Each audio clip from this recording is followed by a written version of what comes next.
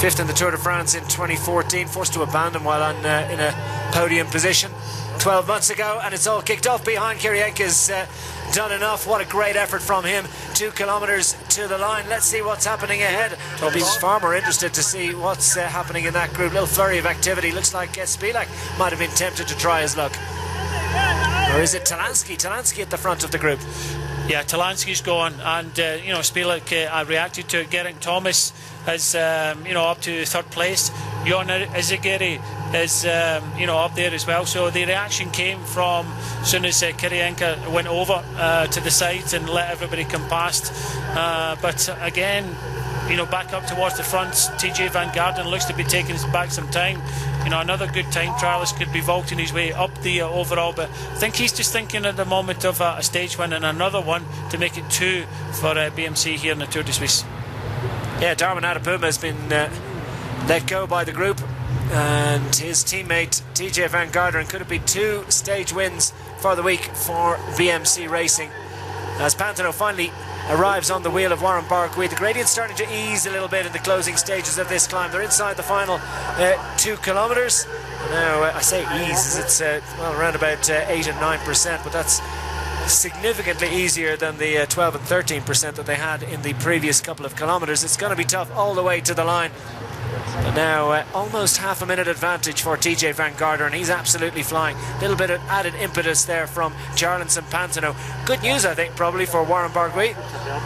He's setting a tempo he's able to live with at the moment, and it's going to be helping him distance further his rivals further down as we see Lopez finally launching a bit. Yeah, I think as we get closer to the line now, a lot of the GC contenders now starting to, chance their arm. I don't think anybody's going to take back TJ Van Garderen. Looks like he has this stage wrapped up now, but Warren Barguil looks as if he is going to be riding himself into the race lead, the yellow jersey, and possibly taking some time back in the other GC contenders. Good effort from Pantano. They came here with Matthias Frank, the leader of IAM, and Pantano has stepped up while his leader has decided to leave the race because of a sickness. But we'll just have to wait to see what happens behind of the other GC contenders, because as soon as they start seeing riders coming back, but it does look as if Geraint Thomas is starting to struggle a little bit now. Miguel Angel Lopez, 5th in this stage last year, really likes this climb and has gone for it again. Warren Barguil goes in front of Jarlinson Pantano. Pantano had to make a little adjustment a few moments ago. It was almost a touch of wheels, but they're all safely through that. They come to the King of the Mountains line, which comes a distance from the finish, 1,300 metres to be precise. So the 20 points on offer go to TJ Van Garderen. He's not interested.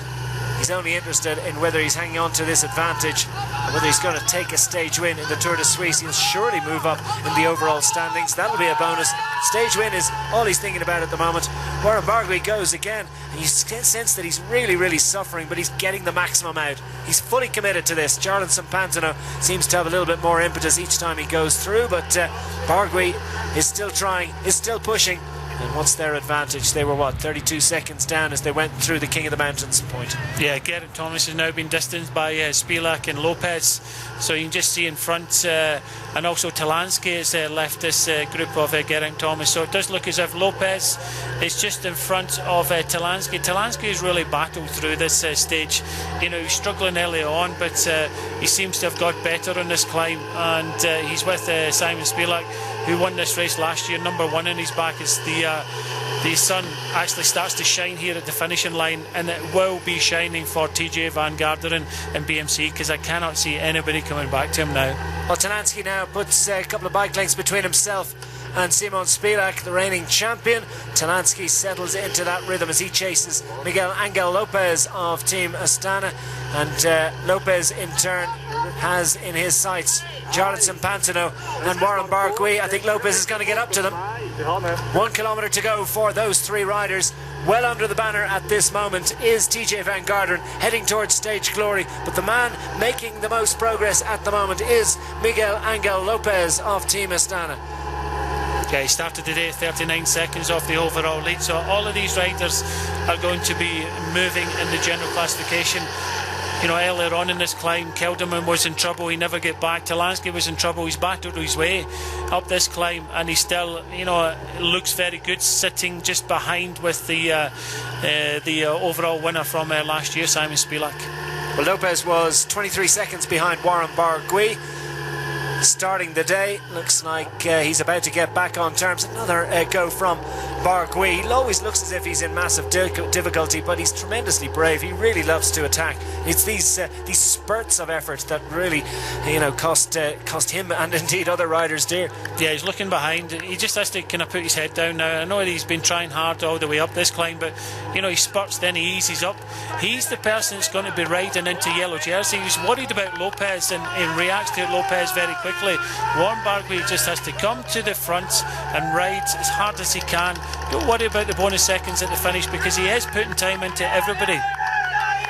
Final kilometre at over 8% for these riders, but Warren Barguil's equal to the challenge as they hit the 500 metres to go. 8.5% the average over the final 500 metres. TJ Van Garderen's well into it. He's looking for the finish line. He's 400 metres ahead. He's got a 100-metre advantage, which equates to around about 30 seconds. It did anyway. I wonder whether Lopez has eaten into that advantage. He really has been on a charge in recent moments. Could Lopez be closing down TJ Van Garderen? Where is the American rider? He's into the finishing barriers. About 300 metres to go. Can Lopez and Barguil get back on terms for stage honours?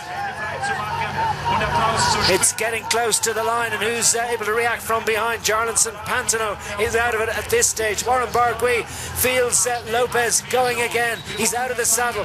Now TJ Van Garderen looks like he's safely through to the line. He has a little look over his shoulder. Lopez and Barguil are not going to be able to get on terms. Surely 200 metres to go for TJ Van Garderen, heading towards a famous stage victory in the Tour de Suisse. The American is back. He's honing his form nicely for the Tour de France, and he has added to his palmarès with a wonderful stage success in the Tour de Suisse this afternoon. It's 2 stage wins this week for the Swiss-sponsored BMC squad. He'll get his hand in the air. The 27-year-old from the United States of America takes stage 7 victory. It's TJ Van Garderen that gets over the line first, and a muchly relieved man he is indeed. And now the clock starts to run.